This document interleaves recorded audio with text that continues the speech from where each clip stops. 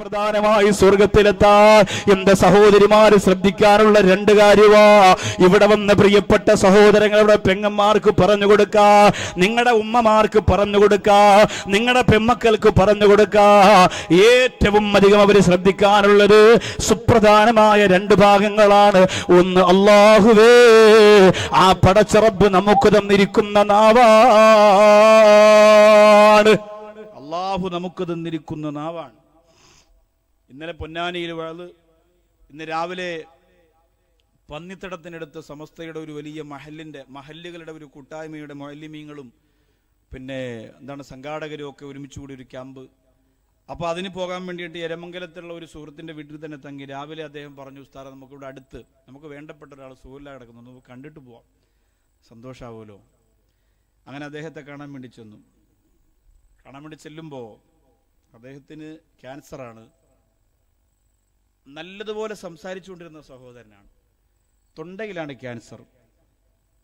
ഇപ്പൊ സംസാരിക്കാൻ കഴിയണില്ല, ചെറിയ രീതിയിലേ സംസാരിക്കുള്ളൂ, സംസാരം നമുക്ക് മനസ്സിലാവൂല. എന്താ പ്രശ്നം? തൊണ്ടയിൽ ക്യാൻസർ വന്ന ഒരു സഹോദരനെ സംബന്ധിച്ചിടത്തോളം അവന്റെ ഉമിനീര് മുഴുവനും വറ്റിപ്പോവാണ്. പിന്നെ ഉമിനീര് വരില്ല. തൊണ്ടയിൽ വെള്ളം വറ്റിയാൽ സംസാരിക്കാൻ പറ്റൂല. ഞാനിപ്പോൾ പ്രസംഗിച്ചുകൊണ്ടിരിക്കുമ്പോൾ ഉമിനീരിങ്ങനെ വാക്യകത്ത് വരുന്നത് കൊണ്ടാണ് വീണ്ടും വീണ്ടും വെള്ളം കുടിക്കാതെ പ്രസംഗിക്കാൻ പറ്റുന്നത്. ആ ഉമിനീര് കുറയുമ്പോൾ ഞാനിങ്ങനെ പുറകിലേക്ക് ഇങ്ങനെ നോക്കും. അപ്പോഴും KNS മൗലവി പൈസയുടെ കാര്യത്തിൽ ടെൻഷൻ അടിച്ചിരിക്കുകയായിരിക്കും. എന്നാലും ഒരു ഗ്ലാസ് വെള്ളം ഒഴിക്കാൻ പറയുമ്പോൾ ഒഴിച്ചു തരും. അപ്പോൾ ഉമിനീര് വീണ്ടും വരും, തൊണ്ടയൊന്ന് നനയും, അപ്പോൾ ഉഷാറാവും. അങ്ങനെയാണ്. ഉമിനീര് നഷ്ടപ്പെടുമ്പോൾ നമുക്ക് സംസാരിക്കാൻ പറ്റൂല. അപ്പോൾ എൻ്റെ കൂടെ മെഡിക്കൽ സ്റ്റോർ നടത്തുന്ന എരമംഗലത്തെ നൗഷാദ് എന്ന് പറയുന്ന സുഹൃത്തുണ്ടായിരുന്നു. അപ്പോൾ അദ്ദേഹം ആ കടലിൽ കിടന്നുകൊണ്ട് ഭാര്യയോട് പറയാണ്, നീ ആ മറ്റേ മരുന്നെടുത്ത് ഇവനൊന്ന് കാണിച്ചു കൊടുക്ക്, അത് കറക്റ്റ് തന്നെയെന്ന് അവന് നോക്കട്ടെ എന്ന്. അങ്ങനെ മരുന്ന് കൊണ്ടുവന്നു. എന്താ സംഭവം എന്നറിയാൻ വേണ്ടിയിട്ട് ഞാൻ നോക്കി. അദ്ദേഹം നോക്കിയിട്ട് എന്നോട് പറഞ്ഞു, ഉസ്താദേ, ഇത് ഉമിനീരിൻ്റെ ബുദ്ധിമുട്ട് തൊണ്ടയിലുണ്ടാകുമ്പോൾ ആ ബുദ്ധിമുട്ട് മാറാൻ വേണ്ടിയിട്ട് നാവിനടിയിൽ ഒട്ടിക്കുന്ന ഒരു സാധനമാണ്. അള്ളാഹു എന്ത് വലിയ അത്ഭുതമാണ് നമ്മുടെ ശരീരത്തിന് ചെയ്തിരിക്കുന്നത്. തൊണ്ടയിൽ ക്യാൻസർ വന്നാൽ ഒരു മനുഷ്യന് സംസാരശേഷി നഷ്ടപ്പെടുക. ക്രമേണ സംസാരിക്കാൻ പറ്റൂല. നാവ് പിന്നെ ഉപകാരമില്ലാത്തതായി മാറുന്നു.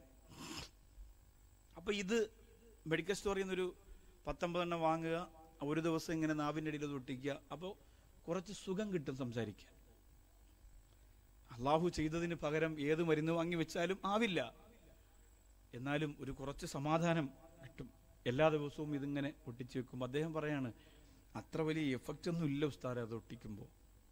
ഇപ്പം നമുക്ക് സംസാരിക്കാൻ കഴിയുന്നത് കൊണ്ട് നമ്മൾ എത്ര പേരുടെ കല്യാണം മുടക്കി തിരുവമ്പാടിയിൽ, എത്ര ഈബത്ത് പറഞ്ഞു, എത്ര ഫസാദ് പറഞ്ഞു, പള്ളിക്കാരെ, കമ്മിറ്റിക്കാരെ, ഉസ്താദുമാരെ എന്തൊക്കെ നമ്മൾ അധിക്ഷേപിച്ചൊക്കെ പറഞ്ഞു. ഇതിൻ്റെ വില നമുക്കറിയാത്തത് കൊണ്ടാണ്, ഇതിൻ്റെ ഗൗരവം നമുക്കറിയാത്തത് കൊണ്ടാണ്.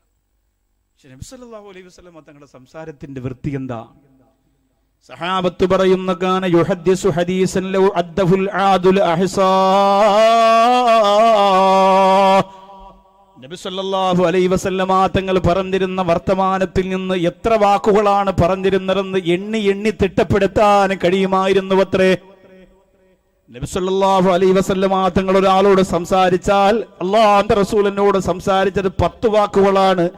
ആ വാക്കുകൾ ഇന്ന വാക്കുകളാണ് എന്ന് പറയാൻ മാത്രം പറ്റുന്ന വിധത്തിൽ സ്ഫുടമായി, വ്യക്തമായി, അപാകതകളില്ലാതെ, ന്യൂനതയില്ലാതെ സംസാരിച്ചിരുന്നു എന്ന് സഹാബത്ത് പറയുമ്പോ, അല്ലാഹുവേ,